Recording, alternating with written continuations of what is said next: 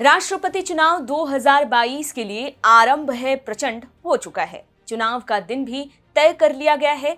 अटकलों और संभावित प्रत्याशियों के नामों की चर्चाओं के साथ ही कई प्रश्न जोर पकड़ने लगे हैं, जैसे कि किसका भाग्य चमकेगा, किसको मिलेगी पदोन्नति, कौन होगा देश का अगला प्रथम नागरिक, कोई नया चेहरा होगा भी या नहीं, कौन सबसे बड़ा दावेदार हो सकता है इस पद के लिए, और ऐसे ही कई प्रश्न नामांकन भरने के अंतिम दिन तक बनी रहेंगी। सांसदों तथा विधायकों वाले निर्वाचक मंडल के 4,809 सदस्य इस राष्ट्रपति चुनाव में राष्ट्रपति पद के लिए नए चेहरे को चुनेंगे। लोकसभा, राज्यसभा, साथ ही कई और राज्य विधानसभाओं में भाजपा के संख्या बल को देखा जाए तो पार्टी इस चुनाव में अपने उम्मीदवार की जीत बहुत ही आसानी से तय करती दिख रही है। नमस्कार, आप देख रहे हैं TFI, जो है देश का सबसे विश्वसनीय ऑल्टरनेट न्यूज मीडिया पोर्टल। मैं पद्माश्री शुभम आपका ध्यान इस ओर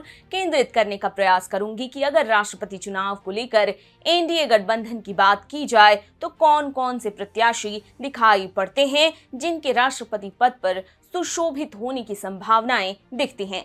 इस संबंध में कुछ अनुमानित नामों की भी बात करेंगे। दरअसल देश में राष्ट्रपति पद के लिए चुनाव की तिथि गुरुवार को चुनाव आयोग की ओर से घोषित की गई। चुनावों के लिए 18 जुलाई की तिथि तय की गई है।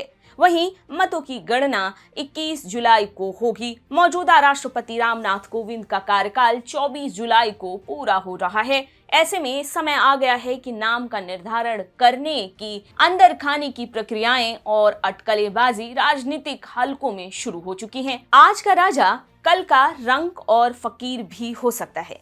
इसी बात को समझते हुए ये अनुमान लगाया जा सकता है कि नाम चाहे कोई भी हो, पार्टी विद अ डिफरेंस वाली भाजपा इस बार भी नाम को लेकर चौंका सकती है, जैसे 2017 में रामनाथ कोविंद के नाम से चौंकाया था। इस बार के नाम कौन कौन से हो सकते हैं? यदि वर्तमान व्यक्ति को ही विस्तार दिया गया तो निसंदेह रामनाथ कोविंद ही राष्ट्रपति पद पर बने रह सकते हैं, क्योंकि भाजपा और पीएम मोदी की सोच इस बात से इतर नहीं है। 2017 में तत्कालीन राष्ट्रपति स्वर्गीय प्रणब मुखर्जी को यूपीए गठबंधन से जीत कर आने के बावजूद पीएम मोदी और एनडीए गठबंधन ने प्रस्ताव दिया था, यदि आप सहमति दें तो आप अपना कार्यकाल जारी रख सकते हैं, एनडीए आपका समर्थन करेगी।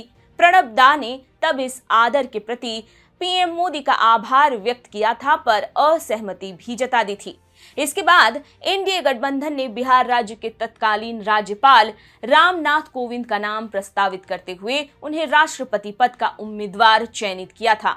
ऐसे में यदि कोविंद को पुनः आगे किया जाता है तो कोई आश्चर्यजनक बात नहीं होगी। राष्ट्रपति कोविंद के अलावा अन्य नामों की बात करें तो 3 प्रमुख नाम में सबसे पहला नाम है देश के वर्तमान उपराष्ट्रपति मुप्पावरापु वेंकैया नायडू। वेंकैया नायडू वर्ष 2017 तक पीएम मोदी की कैबिनेट का हिस्सा रहे। नायडू इसलिए अगले राष्ट्रपति की दौड़ में सबसे आगे हैं क्योंकि उनकी कार्यशैली के मुरीद जितने उनके समर्थक हैं उतने ही विरोधी भी उनके नेतृत्वकर्ता वाली क्षमता के कायल हैं। एक मंत्री के रूप में प्रभावी ढंग से काम करने के लिए जाने जाने वाले नायडू उन नेताओं में से हैं जो अटल बिहारी वाजपेयी के नेतृत्व वाली एनडीए सरकार का भी हिस्सा रहे हैं और पीएम मोदी के नेतृत्व वाली सरकार में अहम मंत्रिमंडल का हिस्सा भी रहे। देखा जाए तो पदोन्नति पाने वाले नायडू 7वें उपराष्ट्रपति हो सकते हैं जो राष्ट्रपति बन सकेंगे। ज्ञात हो कि भारतीय राजनीतिक इतिहास में 13 उपराष्ट्रपतियों में से 6 बाद में राष्ट्रपति बने हैं। ऐसे में नायडू इस कथन को दोहराते हैं तो वो 7वें व्यक्ति होंगे। भाजपा चौंकाने में बड़ी खिलाड़ी है। गुमनाम नामों को चर्चा में लाना कोई भाजपा से सीखे। रामनाथ कोविंद से बड़ा उदाहरण और कोई नहीं हो सकता। ऐसे में एक और गुमनाम व्यक्ति हैं सुरेश प्रभाकर प्रभु, जो मोदी सरकार के 2014 से 19 वाले कार्यकाल में रेल मंत्रालय जैसे अहम मंत्रालय के धारक रहे। वर्तमान में राज्यसभा सांसद होने के नाते और पार्टी के पुराने अनुभवी और वयोवृद्ध नेता होने के नाते उन्हें गुमनामी से मेन स्ट्रीम राजनीति में वापस लाया जा सकता है। तीसरा नाम भी चौंकाने वाला हो सकता है, जिसे चलकर भाजपा बड़ा कार्ड खेलने की ओर अग्रसर दिखाई दे रही है। वो नाम है वर्तमान में केरल के राज्यपाल और प्रभावी वक्ता आरिफ मोहम्मद खान।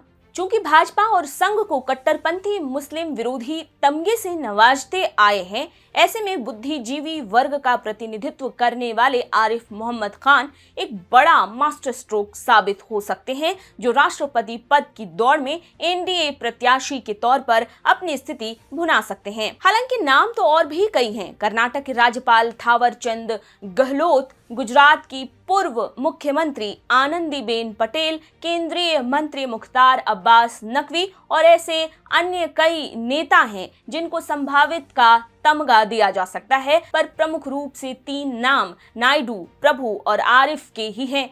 शेष 29 जून को सबको पता चल ही जाएगा, क्योंकि उसी दिन उम्मीदवारी के लिए अंतिम दिन है। बाकी की औपचारिकताएं तो 21 जुलाई तक चलती ही रहेंगी, जिस दिन राष्ट्रपति चुनाव के नतीजे आएंगे।